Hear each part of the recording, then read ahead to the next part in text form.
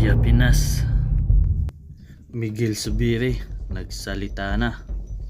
Galit daw sa kanya ang mga Marcos Group at ang mga loyalist dahil sa ginawa niyang hearing patungkol sa PDEA leaks, PDEA agent na si Jonathan Morales. I allowed, actually, binabatikos din ako ng ibang, just to be fair, galit din yung Marcos Group sa akin, yung mga loyalist, dahil daw pinayagan kita mag-hearing na yung araw na ito at nung nakarang ilang 2 linggo.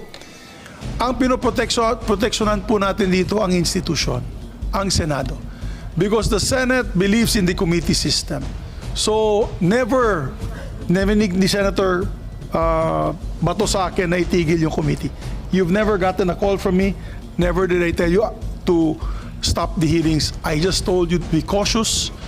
Make sure that it is evidence-based. Dahil, syempre, I guess I said, reputational damage is being done when we put out disinformation or fake news, ika nga, kung walang ebidensya. Bahagyang nagkainitan si Senator Jinggoy Estrada at si ex-PDEA agent Jonathan Morales sa pagpapatuloy ng investigasyon ng PDEA leaks documents na nagdadawit sa Pangulong Bongbong Marcos sa illegal na droga.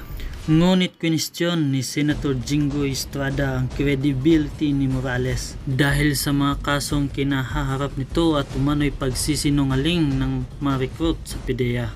Mr. Chair, how can we be sure if the video that is going to be presented before the committee is totally unedited?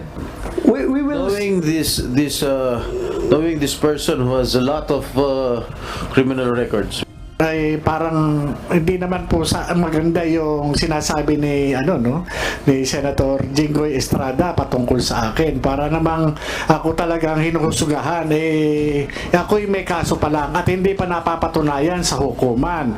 Hindi kagaya po ang ating butihing senador. Na-convict na po.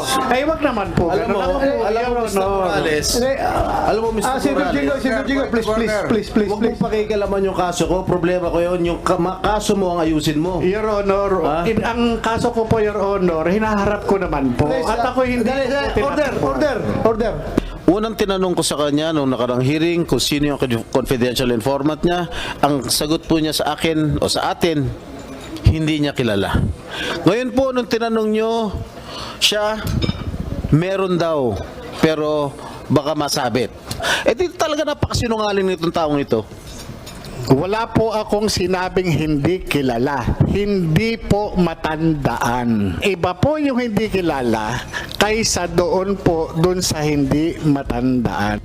Mahigit 1 dekada na po itong kaso na to. Your Honor, ay parang hindi naman po maganda yung sinasabi ni ni Senator Jinggoy Estrada patungkol sa akin. Para namang ako talagang hinuhusugahan, ako'y may kaso pa lang at hindi pa napapatunayan sa hukuman.